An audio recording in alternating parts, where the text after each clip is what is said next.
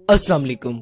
हमारी डाइट के basic components carbohydrates, lipid, proteins और विटामिन वगैरह हैं। हमारी बॉडी को इन सब कंपोनेंट्स की जरूरत होती है और हमें लाजमी तौर पर इन कंपोनेंट्स को अपनी डाइट में शामिल करना पड़ता है। प्रोटीन्स हमारे डाइट कंपोनेंट में सबसे ज्यादा इम्पोर्टेंट है। वर्ड प्रोटीन ग्रीक वर्ड प्रोटियोस से ड्राइव किया गया है, जिसके मीनिंग्स प्राइम इम्पोर्टेंस के हैं। प्रोटीन्स का नेम इस बात को इंडिकेट कर देता है कि ये हमारे लिए कितनी जरूरी है। प्रोटीन्स का मॉलिक्यूलर वेट बहुत ज्यादा हाई होता है। प्रोटीन्स के बिल्डिंग ब्लॉक्स अमाइनो एसिड्स हैं। जैसे बहुत से ब्लॉक्स को मिलाने से एक बिल्डिंग बनती है, इसी तरह बहुत से अमाइनो एसिड्स को मिलाने से एक प्रोटीन का मॉलिक्यूल बनता है। इसी वजह से अमाइनो एसिड्स को प्रोटीन का बिल्डिंग ब्लॉक कहा जाता है। Amino acid carbon, hydrogen, oxygen और नाइट्रोजन से मिलकर बने होते हैं। बाज़ औक़ात अमाइनो एसिड्स में सल्फर और फास्फोरस भी मौजूद हो सकते हैं।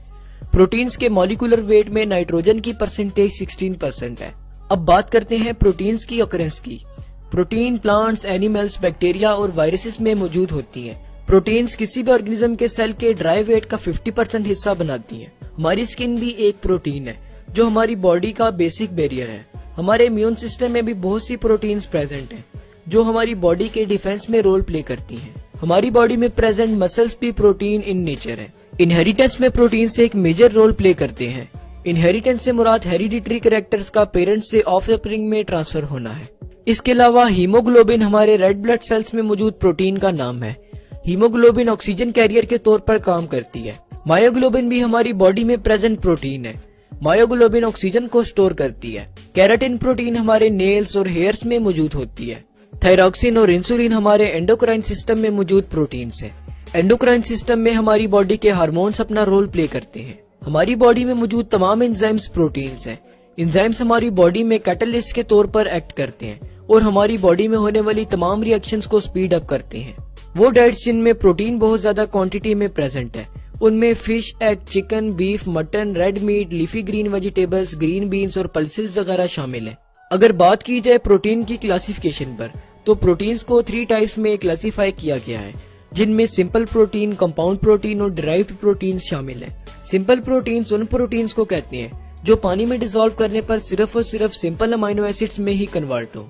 इनकी एग्जांपल्स में एल्ब्यूमिन्स, हिस्टोन्स, ग्लोब्यूलिन्स, लिग्यूमिन्स, कोलेजन और ग्लोबिन्स वगैरह शामिल हैं। कंपाउंड प्रोटीन्स उन प्रोटीन्स को कहते हैं जिनमें प्रोटीन के साथ साथ कुछ नॉन प्रोटीन पार्ट भी प्रेजेंट है। इनकी एग्जांपल्स में न्यूक्लियोप्रोटीन जिनमें डीएनए और आरएनए भी प्रेजेंट होते हैं, फॉस्फोप्रोटीन जिनमें फॉस्फोरिक एसिड प्रेजेंट है, लिपोप्रोटीन जिसमें लिपिड प्रेजेंट है और ग्लाइकोप्रोटीन जिसमें कार्बोहाइड्रेट प्रेजेंट है शामिल है। ड्राइव्ड प्रोटीन कॉन्जुगेटेड प्रोटीन की पार्शियल डाइजेशन से बनती है। इनकी एग्जांपल्स में मेटा प्रोटीन्स और कोगुलेटेड प्रोटीन शामिल है। अगर प्रोटीन के स्ट्रक्चर को देखा जाए तो प्रोटीन 4 बेसिक स्ट्रक्चर्स बनाती है। इन स्ट्रक्चर्स में सबसे पहले नंबर पर प्राइमरी स्ट्रक्चर आता है, जिसमें अमाइनो एसिड एक स्ट्रेट चेन की फॉर्म में जुड़े होते हैं। दूसरे नंबर पर सेकेंडरी स्ट्रक्चर आता है। सेकेंडरी स्ट्रक्चर में अमाइनो एसिड की चेन की ट्विस्टिंग और कॉइलिंग हो जाती है। ये ट्विस्टिंग और कॉइलिंग हाइड्रोजन बॉन्डिंग की वजह से होती है।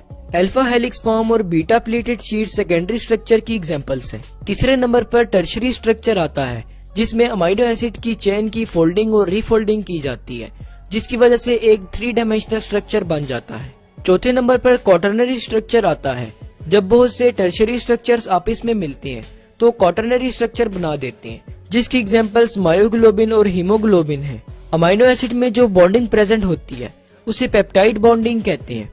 पेप्टाइड बॉन्ड्स प्रोटीन के स्ट्रक्चर में मेजर रोल प्ले करते हैं।